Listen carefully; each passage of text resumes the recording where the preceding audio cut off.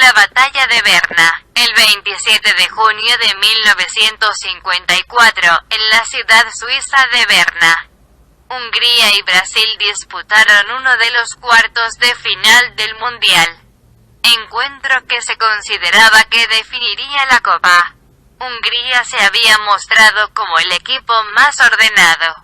Además aplicaba un innovador sistema de ataque que superaba cualquier intento de marca del rival. Brasil demostraba ser muy equilibrado, con una sólida defensa y un ágil ataque, jugando prolijamente en bloque. A nivel individual los húngaros eran superiores. Poseían buenos jugadores en todas las líneas. En cambio Brasil, salvo por la agilidad de Didi, los que se destacaban eran los centrales, Djalma y Nilton Santos. A los 7 minutos, los húngaros ya se encontraban en ventaja con goles de Idekuti y de Kocsis, este último con una espectacular palomita. A los 20 llegó el descuento, Djalma Santos de penal. Poco tiempo después se largó a llover, y el juego armónico de los húngaros comenzó a desdibujarse. Comenzada la segunda mitad, Hungría logra el tercero a los 16 mediante un penal ejecutado por Lantos.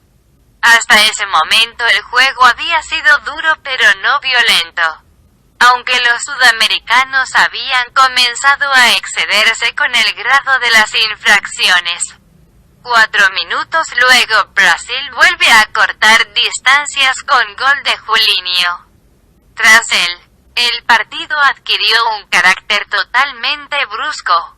El árbitro individualizó, en una de las tantas acciones indebidas, a Bosic, un caballero, quien inclusive era diputado del Parlamento húngaro, el cual había perdido los nervios y se estaba trenzando en una pelea con Nilton Santos, razón por la cual ambos fueron expulsados, quienes fueron camino al vestuario mientras continuaban tirándose manotazos. En el campo algunos otros jugadores comenzaron a trompearse.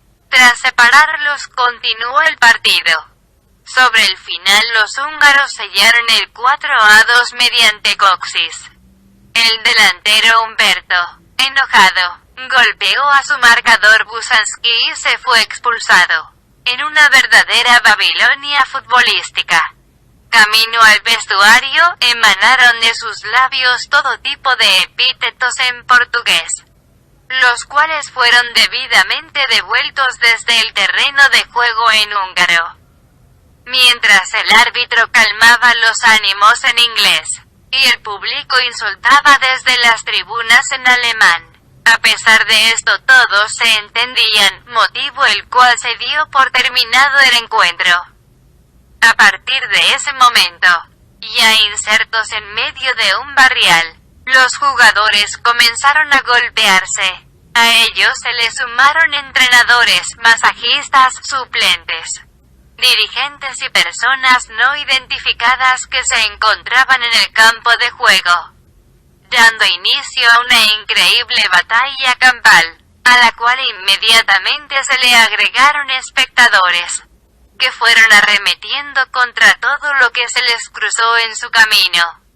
Mientras que la policía suiza, intachablemente neutral como la tradición lo indica, trataba de encaminar a los jugadores en dirección a los vestuarios, donde continuaron la trifulca.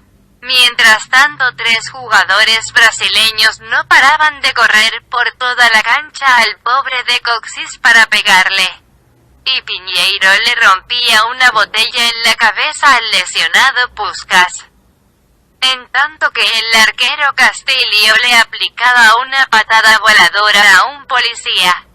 Un fotógrafo brasileño golpeaba con su cámara a otro guardia. Pedazos de sillas, mesas y otros objetos sobrevolaban el plomizo cielo suizo. Media hora después, como se dijo tras continuar en los vestuarios, se lograron apaciguar los ánimos. Varios contusos fue el saldo de los que se dio en llamar la batalla de Berna, pero ninguna de las delegaciones fue sancionada. Ambas pidieron públicamente disculpas por lo sucedido. Eso sí, por supuesto que de más está decir que la hermosa gira que tenía programada después de finalizar la Copa el equipo Magyar por tierras brasileñas tuvo que ser suspendida.